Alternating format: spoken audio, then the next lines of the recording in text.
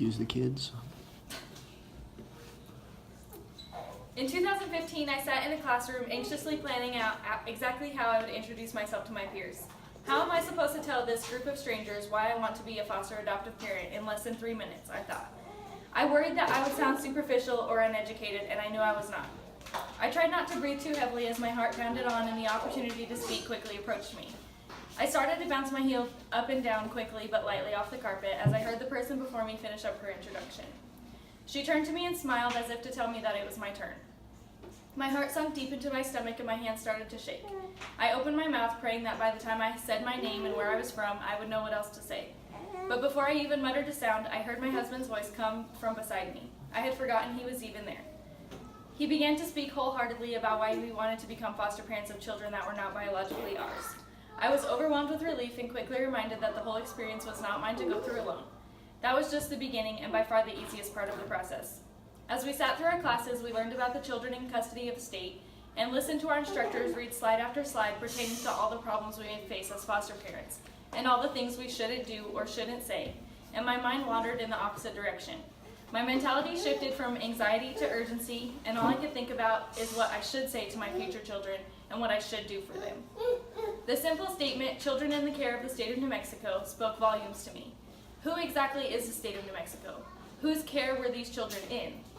Something clicked to me in that first training, and I realized, oh right, that would be us, the ones sitting in this room. According to the statistics updated this year from Adopt US Kids, there are 2,316 children in foster care in New Mexico, and 705 of those are legally released from their biological parents and awaiting adoption. There are people being trained frequently to be included in the group called State of New Mexico that cares for these kids, but there are still not enough. During the training I attended 2 years ago, there were only about 20 families there with us, and we found out later that about half of them did not finish the licensing process in order to receive children.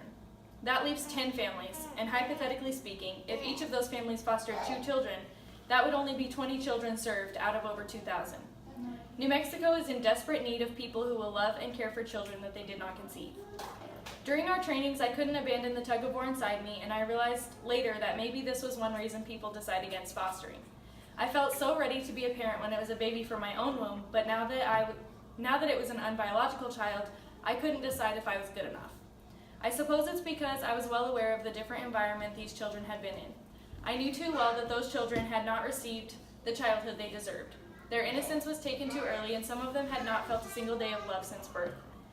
Thinking of those unloved, unwanted children who had never been given an ounce of mercy from their parents, compassion overwhelmed me, and I gained some confidence in my ability. If I could merely feed these kids a regular diet, tuck them in at night with pajamas on and a pillow and blanket, and assure them that even one person in this world loved them, I was already doing more for them than anyone ever had.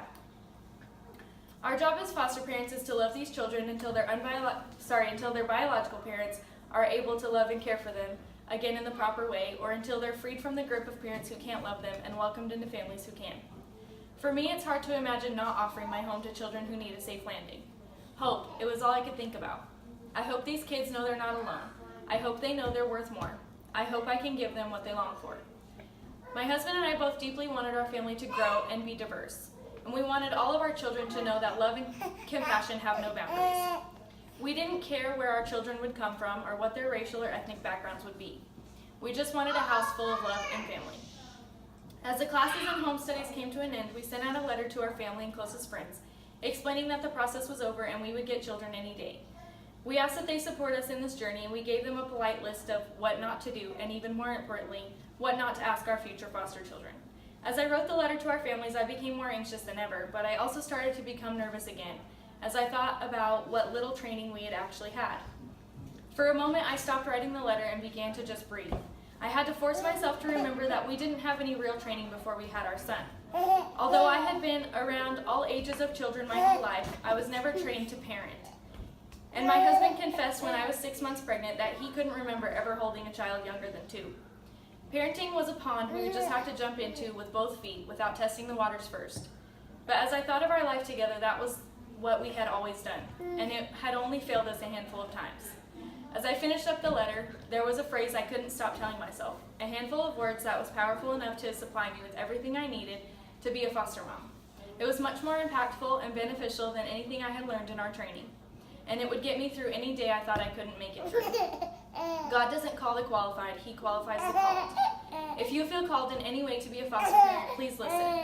The children that need your help don't need perfect parents or fancy houses. All they need are people who are willing to give them a home. Somewhere they can get food when they're hungry, somewhere they can lay down and feel safe when they're tired, and someone to show them love.